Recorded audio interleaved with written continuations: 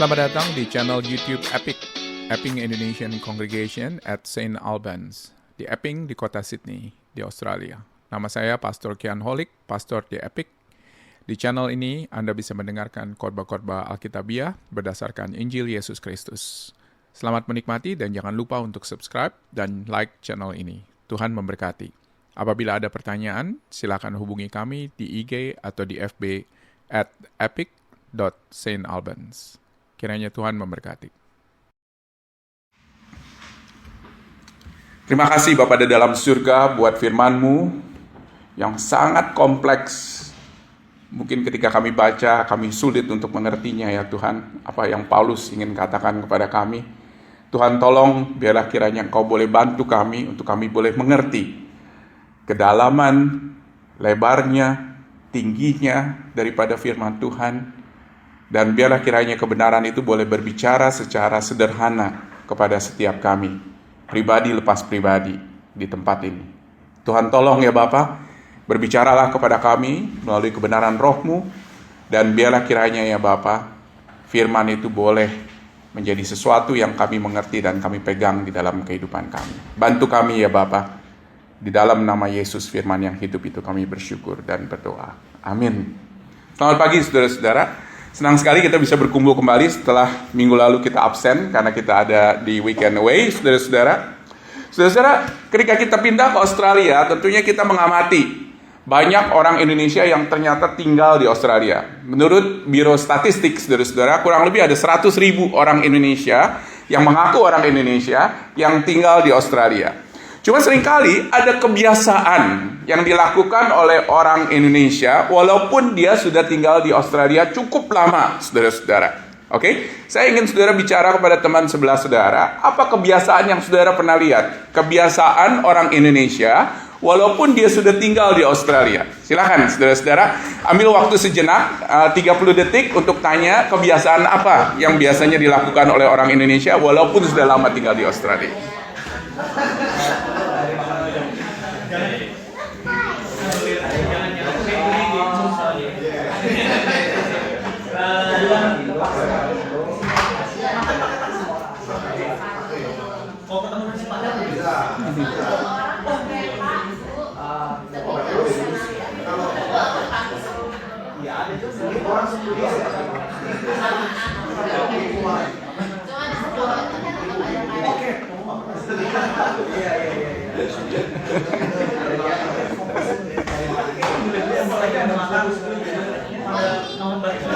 Oke, 30 detik udah habis, saudara-saudara. 30 detik udah habis. Apa? Yang saya kepingin tahu nih, kebiasaan orang Indonesia walaupun sudah lama tinggal di Australia, apa?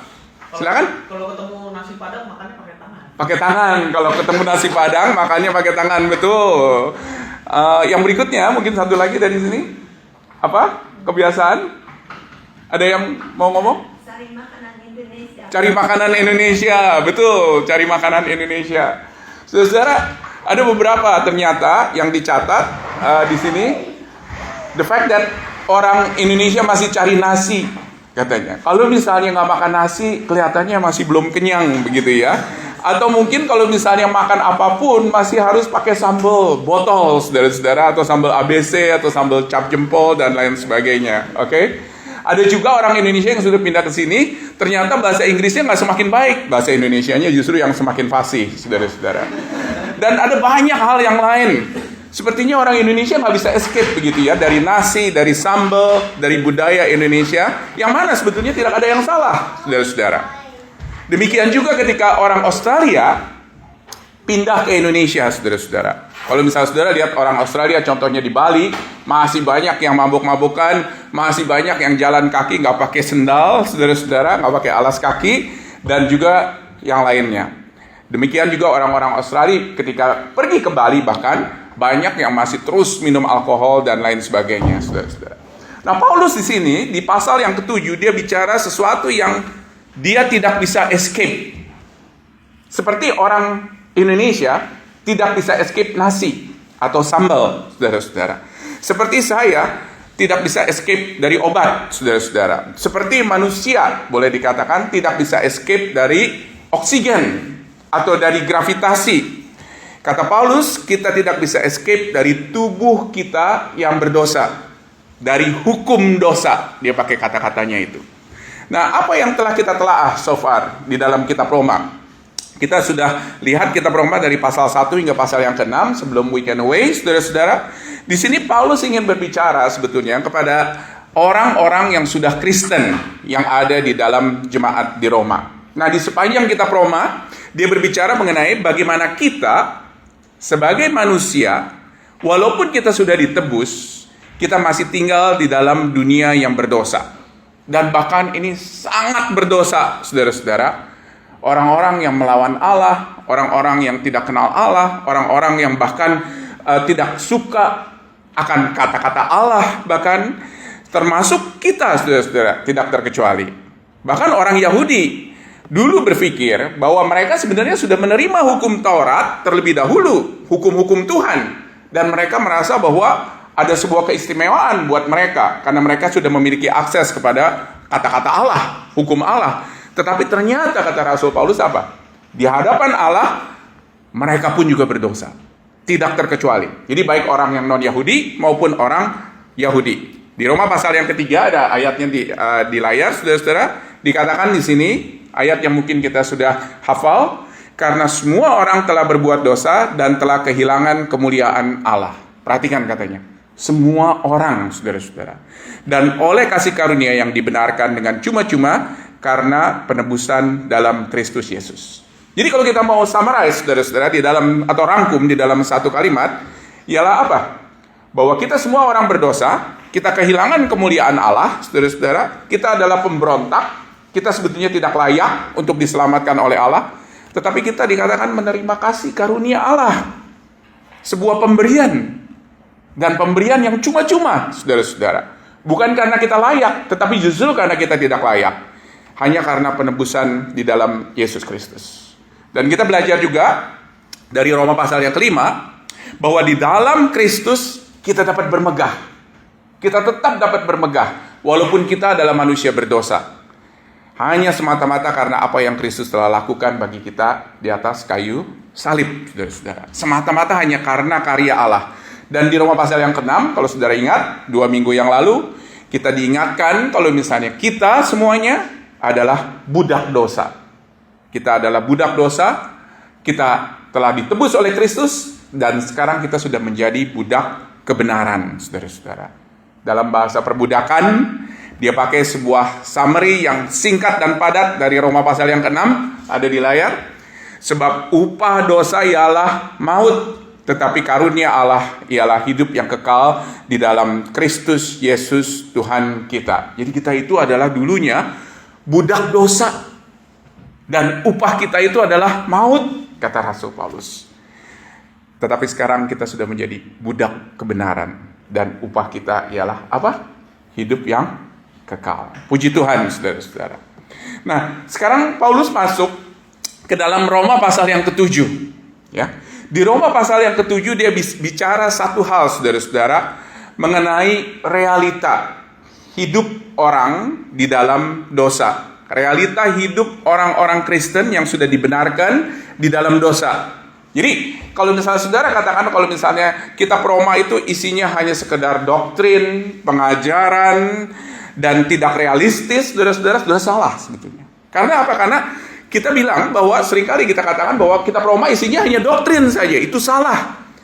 Paulus justru di sini memberikan kesaksian dari dirinya sendiri, saudara-saudara, mengenai bagaimana dia hidup sebagai orang yang sudah dibenarkan, tetapi dia hidup di dalam dunia yang berdosa. Dia cerita mengenai sebuah realita di dalam kehidupannya ketika dia hidup di dalam dunia yang berdosa.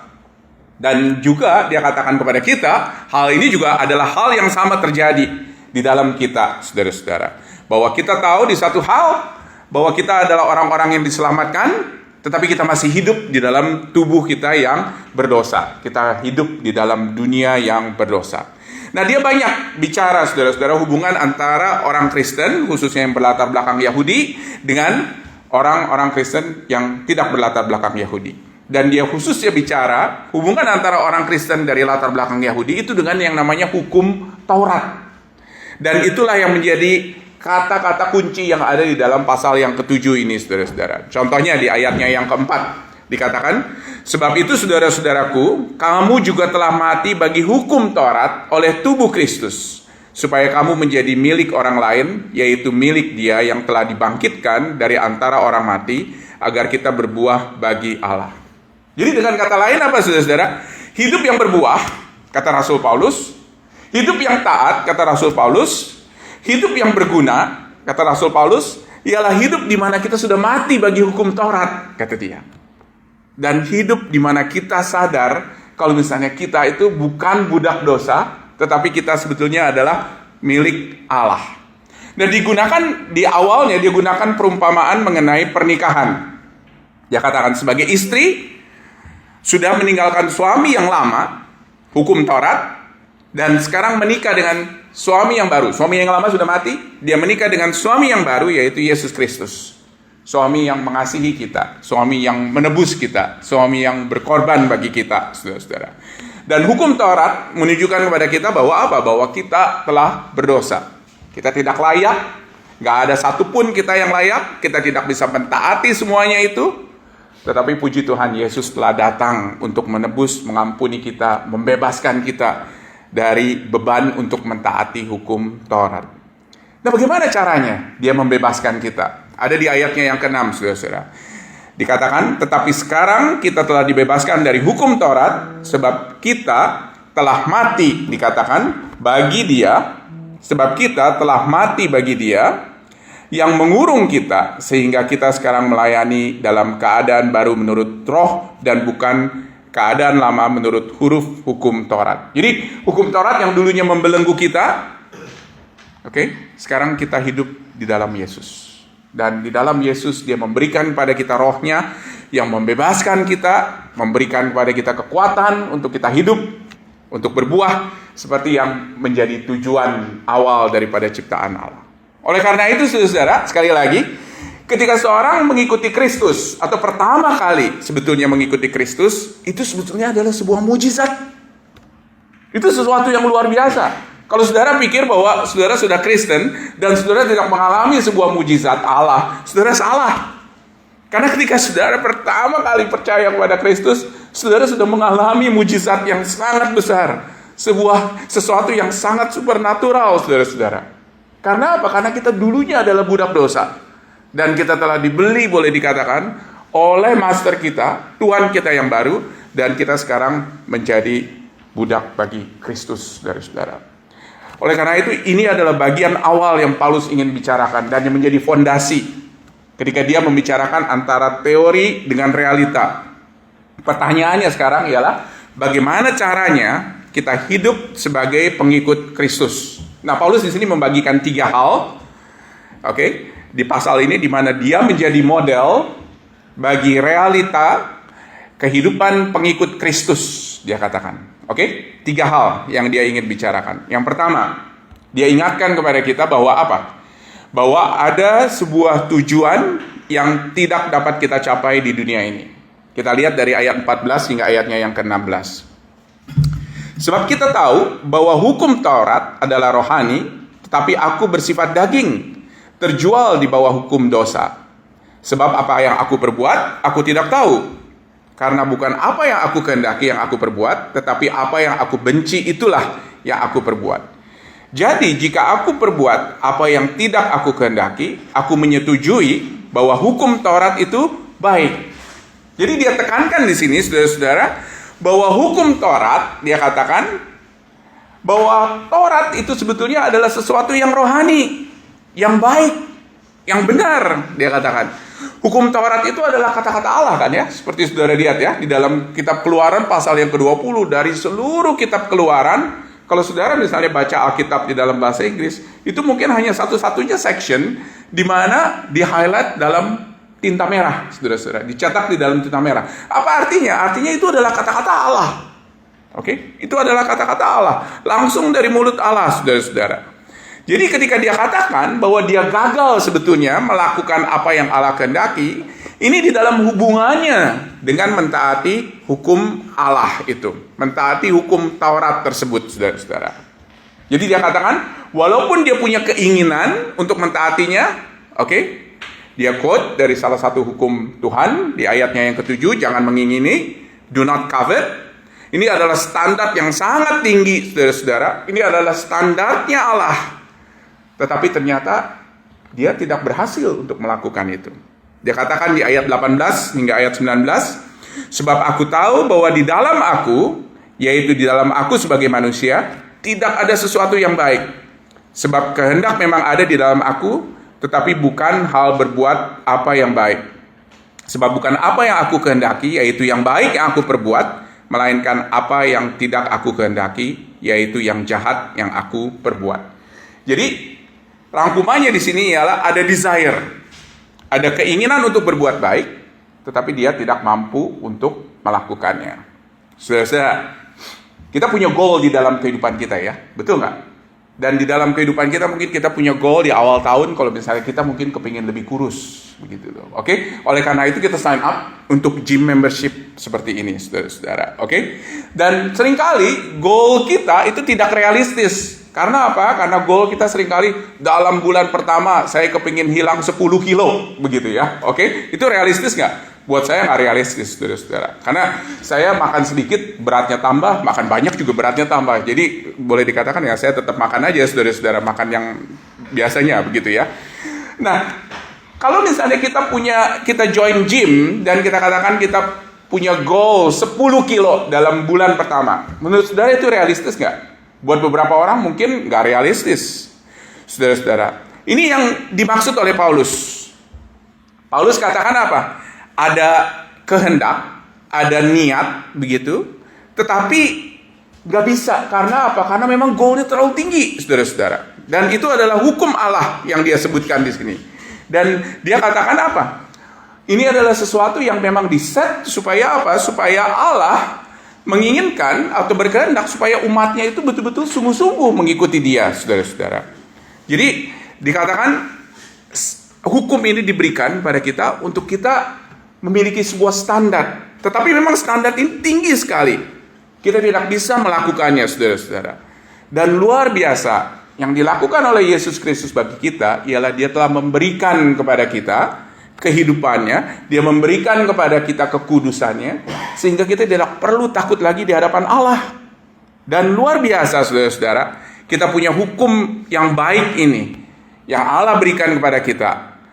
Dan Allah berikan kepada kita untuk menunjukkan bagaimana kita berdosa, tetapi puji Tuhan, Yesus Kristus telah datang dan menunjukkan kepada kita bahwa apa? Bahwa memang kita tidak mampu untuk melakukan itu. Kita tidak mampu untuk mentaati itu. Tetapi kita bersyukur, saudara-saudara, kalau misalnya kita bisa memiliki Yesus Kristus yang membuat kita layak tetap di hadapan Allah. Sulit ya memang ya, kalau misalnya kita refleksikan hukum Taurat. Betul nggak? Coba saudara-saudara, dari 10 hukum Taurat, saya tanya kepada saudara. Nggak usah jauh-jauh. Dari 24 jam terakhir ini aja. Siapa yang gagal untuk melakukannya? Coba pikir saudara-saudara. Saudara gagal nggak untuk melakukannya? Nggak usah juga 24 jam mungkin. Dari pagi bangun, saudara-saudara. Ada nggak kegagalan? Pasti ada, saudara-saudara. Dan saudara seringkali merasa powerless di dalam melakukan hukum Tuhan. Tetapi justru disinilah, saudara-saudara, yang Paulus hendak jelaskan. Oke, ada keinginan untuk melakukan hukum Tuhan, dan seringkali gagal. Oleh karena itu, Yesus telah datang ke dalam dunia untuk menebus kita, untuk membuat kita layak di hadapan Allah. Dan inilah dia pengalaman real kehidupan seorang Kristen. Saya yakin saudara-saudara itu juga ada di dalam kehidupan kita. Bahwa ini adalah real, betul-betul. Saya punya set hukum Tuhan, saya punya set goal, tetapi saya tidak mampu untuk melakukannya, saudara-saudara. Dan Paulus di sini mengingatkan kepada kita bahwa ini adalah sesuatu yang real. Ada sesuatu yang memang kita tidak bisa capai, saudara-saudara. Saudara-saudara, ketika perang Ukraina mulai, ketika perang Ukraina mulai, saudara-saudara, ada begitu banyak anak-anak yang ada di Ukraina ini yang melalui sebuah fase kehidupan yang sangat menyakitkan sekali, saudara-saudara. Banyak orang tuanya ditembak mati atau mati karena perang. Dan saudara-saudara, banyak dari mereka anak-anak itu diambil, dijadikan budak, begitu loh. Dan seringkali melalui penyiksaan atau kekerasan. Dan ada sebuah kesaksian dari tentara EU, saudara-saudara, European Union, yang datang ke Ukraine dan membebaskan, boleh dikatakan, anak-anak ini, saudara-saudara. Dan anak-anak ini biasanya dibawa ke Europe dan diberikan keluarga yang baru. Oke, keluarga yang baru. Nah, keluarga yang baru ini keluarga yang tentunya mengasihi dia, keluarga yang tentunya care kepada dia, saudara-saudara, dan keluarga yang boleh dikatakan membawa dia di dalam kebebasan untuk hidup di dalam dunia yang baru. Tetapi, saudara-saudara, ada begitu banyak anak juga ternyata yang diambil dari Ukraina yang pada akhirnya kabur dari rumah keluarga yang baru ini. Kenapa, saudara-saudara? Saudara pernah pikir nggak kenapa? Ya, banyak kasus loh di mana anak diadopsi sengaja supaya mereka itu memperoleh kebaikan, tetapi banyak dari mereka yang pada akhirnya nggak puas dengan hal itu dan malah kabur begitu loh dari keluarga yang baik yang telah memberikan kebebasan. Kenapa, saudara-saudara? Ternyata banyak dari mereka yang berpikir bahwa mereka itu dibawa dari satu keadaan yang nggak baik, satu keadaan yang buruk. Ternyata mereka pikir mereka sudah bebas, tetapi ternyata di dalam keluarga yang baru itu masih ada peraturan. Ada peraturan dari orang tuanya, ada peraturan dari negaranya, ada peraturan-peraturan lainnya, saudara-saudara. Dan dia nggak merasa bebas. Ini adalah sesuatu yang menyiksa dia, dan pada akhirnya dia kabur, saudara-saudara. Saudara, ada banyak orang Kristen juga seperti demikian. Mereka pikir bahwa mereka itu terbelenggu di dalam hukum Taurat, dan Kristus sudah membebaskan mereka, membawa mereka ke dalam keluarga yang baru, tapi ternyata masih tetap nih ada sebuah set aturan yang harus ditaati begitu loh. Dan mereka pada akhirnya nggak suka dan mereka kabur, saudara-saudara. Itu konsep yang salah sekali. Karena apa? Karena kita sebetulnya adalah orang-orang yang telah dibebaskan. Kita tidak lagi menjadi budak dosa. Kita sudah diadopsi di dalam keluarga yang baru. Tetapi kita tetap masih ada peraturan-peraturan baru yang ada di tengah-tengah kita, yang mana kita harus taati. Tetapi kita nggak perlu lagi untuk takut kepada peraturan-peraturan itu, karena itu semua adalah set of rules yang diberikan kepada kita, yang mana Kristus sebetulnya telah datang dan telah menebus kita dan telah membuat kita layak. Jadi walaupun kita tidak taat kepada beberapa peraturan itu, kita tetap masih bisa dianggap sebagai anak-anak Allah. Karena apa? Karena apa yang Kristus telah lakukan, saudara-saudara, bagi kita. Itu yang pertama. Yang kedua, saudara-saudara, ada musuh yang tidak dapat dikalahkan. Perhatikan ayat 18, saudara-saudara. Sebab aku tahu bahwa di dalam aku, yaitu di dalam aku sebagai manusia, tidak ada sesuatu yang baik. Sebab kehendak memang ada di dalam aku, tetapi bukan hal berbuat apa yang baik. Saudara perhatikan cycle-nya di sini. Kata Rasul Paulus apa? Ini realita di dalam kehidupan kita sebagai manusia Kristen. Dan Paulus melihat ke dalam dirinya sendiri. Dia katakan apa? Sebab aku tahu di ayat 18 bahwa di dalam aku, yaitu di dalam aku sebagai manusia, tidak ada sesuatu yang baik. Jadi dia melihat dirinya sendiri. Tidak ada katanya sesuatu pun yang baik di dalam dirinya. Yang baik tidak ada di dalam aku, kata Rasul Paulus. Jadi kalau misalnya dia melihat di dalam dirinya, dia tidak bisa melakukan yang baik. Dia mencoba sebagaimana baik pun, dia tidak bisa melakukannya. Dia bertekad untuk tidak bohong atau tidak bohong, saudara-saudara, tidak melakukan atau mengucapkan kata-kata dusta. Tetapi 1 menit kemudian dia bohong, saudara-saudara. Ketika kita bertekad, tidak mau lagi contohnya lihat situs-situs web pornografi contohnya, saudara-saudara, sehari kemudian jatuh lagi. Lalu apa yang harus kita lakukan? Kita harus sadar bahwa secara natur memang kita tidak baik, saudara-saudara. Kita tidak bisa mencari kebaikan itu di dalam diri kita sendiri, karena kita telah jatuh di dalam dosa. Dosa yang tinggal di dalam aku, kata Rasul Paulus di ayat 17. Kalau demikian bukan lagi aku yang memperbuatnya, tetapi dosa yang ada di dalam aku. Dan juga demikian di ayat yang ke-20 dia katakan, jika aku berbuat apa yang tidak aku kehendaki, maka bukan lagi aku yang memperbuatnya, tetapi dosa yang diam di dalam aku. Pertanyaannya sekarang ialah, apakah berarti Paulus enaknya santai dengan mengatakan bahwa apa? Oh, itu semuanya salah dosa. The devil makes me do it. Begitu loh istilahnya. Bukan aku. No, dia tidak berkata seperti itu loh, saudara-saudara. Dia bukan bilang bahwa aku tidak lagi bertanggung jawab pada dosaku. No, dia tidak ngomong seperti itu. Yang dia bilang adalah ada sesuatu yang mengontrol aku. Di ayat yang ke-15 dia katakan, sebab apa yang aku perbuat aku tidak tahu, karena bukan apa yang aku kehendaki yang aku perbuat, tetapi apa yang aku benci itulah yang aku perbuat. Oke? Udah pusing belum saudara-saudara? Udah pusing, oke, nggak apa-apa. Ini memang satu hal yang sangat sulit sekali, saudara-saudara. Karena apa? Karena aspek ini adalah aspek yang sangat misterius sekali di dalam kehidupan manusia. Di dalam dunia sekuler, saudara-saudara, aspek ini seringkali disebut sebagai addiction. Oke? Tetapi kalau kita tanya Paulus, apa yang dimaksud oleh Paulus di sini? Paulus bicara ini adalah penderitaan. Karena kita adalah sebetulnya orang-orang yang telah ditebus, tetapi ada musuh yang terlalu besar yang tidak bisa kita kalahkan sendiri, saudara-saudara. Itu yang Paulus katakan. Saudara, di sini mungkin ada yang punya anjing di rumah, begitu ya. Saudara pernah bawa anjing keluar, oke, jalan-jalan pakai tali, saudara-saudara pakai leash. Mungkin ada beberapa dari kita yang punya seperti itu. Saya cuma punya kucing, saya nggak bisa bawa kucing saya keluar dan jalan-jalan, saudara-saudara, oke. Nah, salah satu kerabat kita di Sydney, saudara-saudara, punya anjing yang sangat agresif. Dan anjing ini keras kepala, saudara-saudara. Dan dia punya kehendak yang berlawanan seringkali dengan kehendak kita. Oke? Kalau misalnya kita ajak dia, kan kita sering kalau misalnya kita ajak anjing, saudara-saudara, kita maunya anjingnya jalan di kiri. Tetapi ternyata dia ke kanan, saudara-saudara. Kita ajak dia ke kanan, ternyata dia ke kiri, saudara-saudara. Anjingnya itu keras kepala. Jadi mungkin ilustrasi ini mirip begitu ya dengan apa yang Paulus katakan. Saya bukannya bilang bahwa manusia ini anjing ya, jangan salah saudara-saudara, oke? Tetapi ada musuh, ada enemy gitu yang selalu menarik kita berlawanan dengan kehendak Allah. Dan musuh ini adalah musuh yang kita tidak bisa kalahkan. Kita harus realistis saudara-saudara di dalam hal tersebut. Dan walaupun musuh ini telah dikalahkan secara mutlak di atas kayu salib oleh Yesus Kristus, kita sebagai orang yang percaya kepada Yesus, dosa tidak lagi memerintah kita, tetapi dosa masih ada di dalam kita. Oke? Jadi musuh ini telah dikalahkan, tetapi dia tetap ada di dalam kita, saudara-saudara. Dan juga di sisi lain, kita nggak bisa hanya sekedar pasrah dengan mengatakan bahwa apa?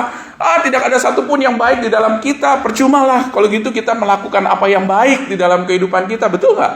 Karena apa? Karena nggak ada yang baik di dalam kehidupan kita.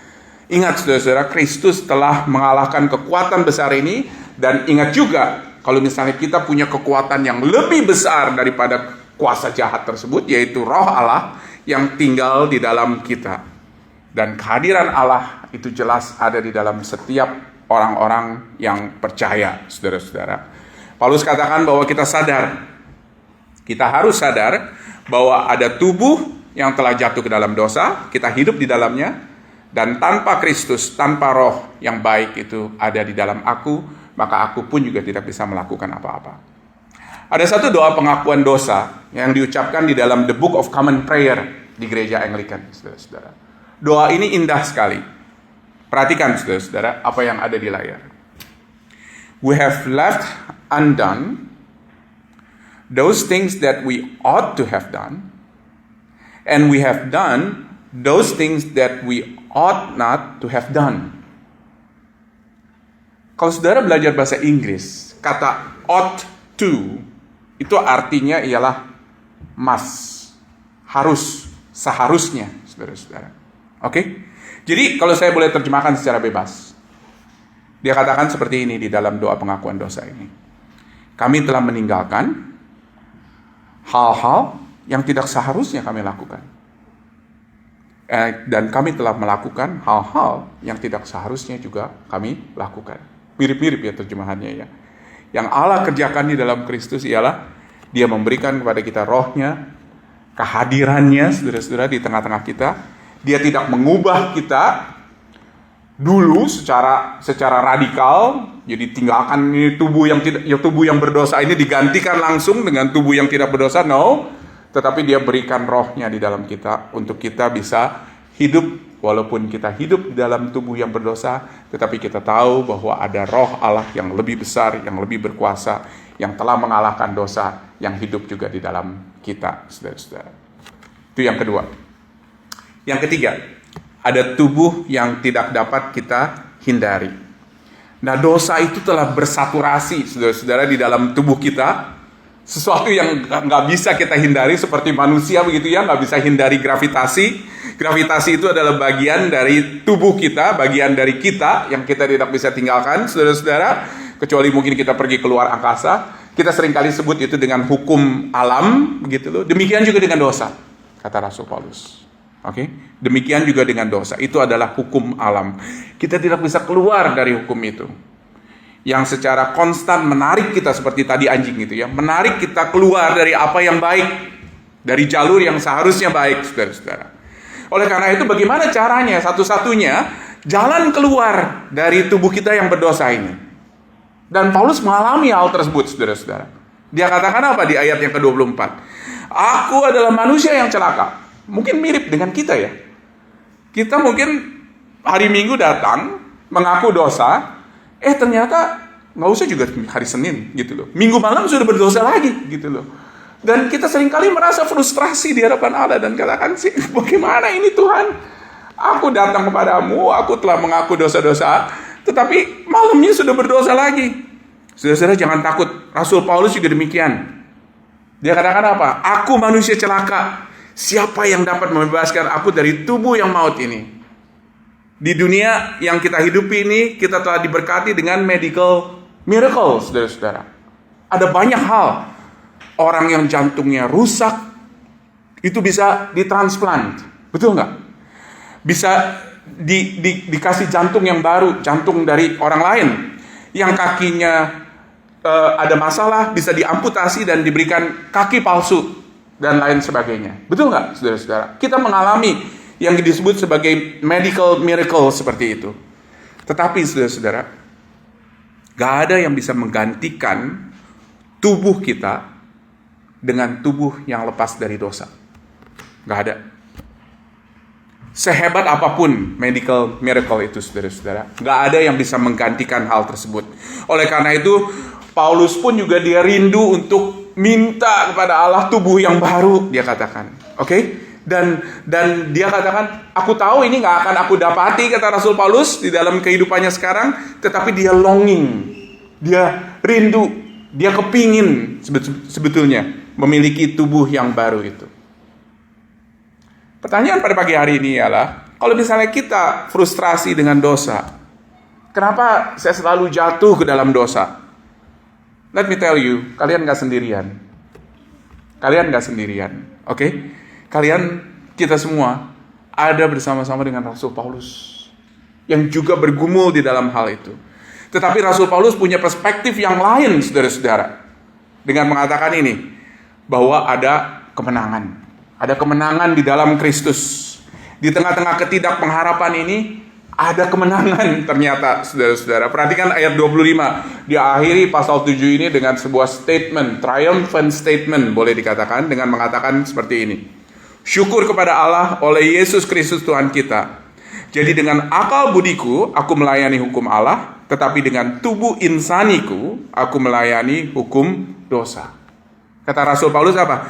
Syukur kepada Allah, kita punya tempat di mana kita bisa berteriak minta tolong, bukan dari dalam diri kita, saudara-saudara. Seperti kebanyakan mungkin ilmu psikologis mengatakan hal tersebut. Tetapi kita ada sumber dari luar yang akan membantu kita, yang akan berjalan bersama-sama dengan kita, saudara-saudara, untuk melalui kehidupan di dalam dunia yang berdosa ini. Dan luar biasa, saudara-saudara, sebetulnya bantuan itu telah ada di dalam diri kita, yaitu Roh Allah yang tinggal di dalam kita, saudara-saudara. Dan inilah yang Paulus katakan. Kalau misalnya kalian merasa frustrasi, kalian merasa lemah, dan merasa bahwa kalian tidak mampu untuk melakukan ini semuanya, kalian gak sendirian. Ada Rasul Paulus yang berjalan bersama-sama dengan kalian dan mengingatkan kepada kita ada kemenangan, saudara-saudara. Saudara masih ingat lagu ketika sekolah minggu mungkin? Yesus pokok dan kita carangnya. Masih ingat lagu itu? Gimana nyanyinya? Yesus pokok dan pakai gerakannya begitu ya, kita carangnya ya. Dari mana itu? Dari Yohanes pasal yang ke-15. Apa yang dikatakan oleh Yesus di sini? Kita ada di layar ya. Kita baca bersama-sama. 1, 2, 3. Akulah pokok anggur dan kamulah ranting-rantingnya. Barang siapa tinggal di dalam aku dan aku di dalam dia, ia berbuah banyak. Sebab di luar aku, kamu tidak dapat berbuat apa-apa. Perhatikan saudara-saudara. Di luar aku, apa dikatakan? Kamu tidak dapat berbuat apa-apa. Gak main-main loh ini loh. Gak main-main loh saudara-saudara. Kata tidak dapat itu memang betul-betul gak mungkin bisa dikerjakan saudara-saudara. Gak ada yang baik, kata Rasul Paulus di dalam kita. Oleh karena itu kita sangat desperate sekali membutuhkan sesuatu yang baik yang ada di luar kita saudara-saudara. Dan siapa itu yang baik itu? Yaitu Yesus Kristus Tuhan kita. Yang memampukan kita untuk melakukan apa yang dikehendaki oleh Allah, walaupun kita masih hidup di dalam tubuh yang berdosa. Kadang-kala kita sering ada diskusi atau debat, perbedaan pendapat, mungkin di dalam grup work project saudara di sekolah ataupun juga di uni saudara-saudara. Dan kita selalu bilang begini, the one who knows well about me is me.